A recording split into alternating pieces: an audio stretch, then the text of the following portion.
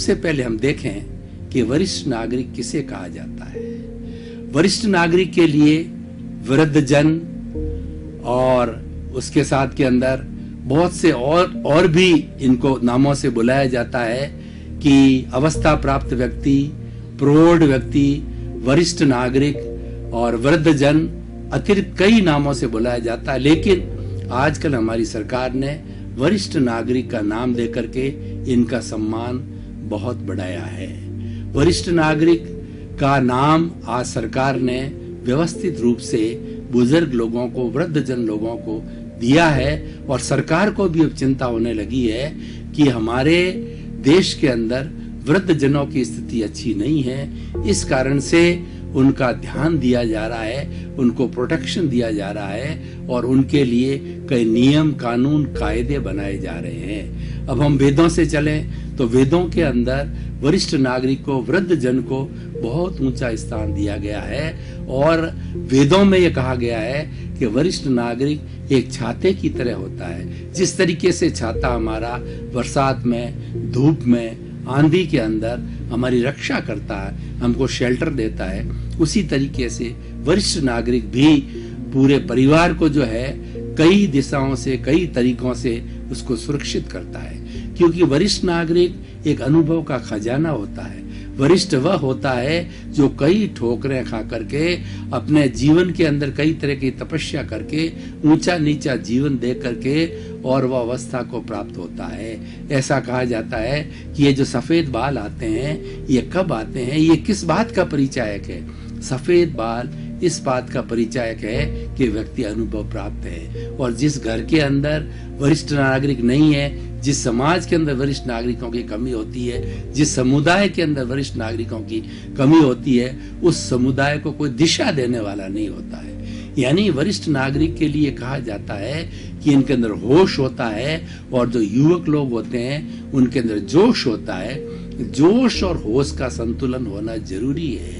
इसीलिए जहाँ पर युवकों की उपस्थिति हो वहाँ वृद्धजन का रहना भी बहुत जरूरी है कि वृद्धजनों के पास में अनुभव होता है और वो अनुभव के आधार पर उनको शिक्षा देते हैं, उनको गाइडेंस देते हैं, उनको दिशा निर्देश देते हैं और किस तरीके से कार्य करना उन्हें बताते हैं। क्योंकि उनके पास में बहुत बड़ा अनुभव है, लंबे समय का उनके पास में अनुभव होने के कारण वो शिक्षा दे सकते हैं। तो हम अभी बात कर रहे थे कि वरिष्ठ नागरिकों के दायित्व एवं अधिकार। जब दायित्व की बात आती है तो अधिकार ऑटोमेटिकली आ जाता है। Responsibility and rights. When we talk of the responsibility, a man takes the responsibility, he automatically gets the right. आज देखिए कि हमारे जो वर्तमान के अंदर जो प्रधानमंत्री भारतवर्ष के श्री नरेंद्र भाई मोदी, इन्होंने बहुत बड़ी रिस्पॉन्सिबिलिटी ली कि देश को स्वच्छ करने का, देश के युवाओं को रोजगार देने का, देश को भ्रष्टाचार मुक्त करने का, देश को अच्छी व्यवस्था करने का।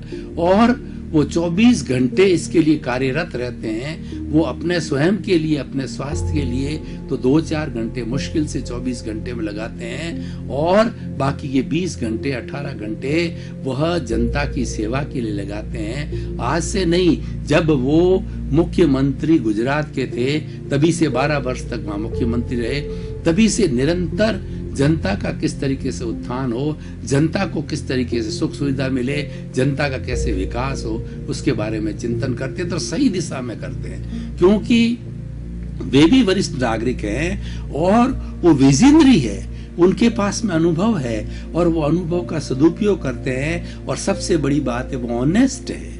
उनका सारा दृष्टिकोण ये होता है कि जनता को किस तरीके से सुख सुविधा मिले, जैसा राजा वैसी प्रजा। यानी अगर राजा अच्छा होता है तो प्रजा को निश्चित रूप से सुख सुविधा मिलती है। तो ऐसे प्रधानमंत्री का भारत को मिलना भारत के लिए बहुत सौभाग्य की बात है। और इनके 4 वर्ष के प्रधानमंत्री काल के अंदर बहुत बड़ी हमारे भारतवर्ष की जो है उन्नति हुई है, विकास हुआ है, सुख सुविधाएं मिली है, बिजली की, पानी की, सड़कें की, टेलीकम्युनिकेशन की, रोजगार की, कई चीजों की सुविधा मिली है। क्योंकि वो व्यवस्था करना जानते हैं, उनके पास में अनुभव है, वे वरिष्ठ नागरिक है।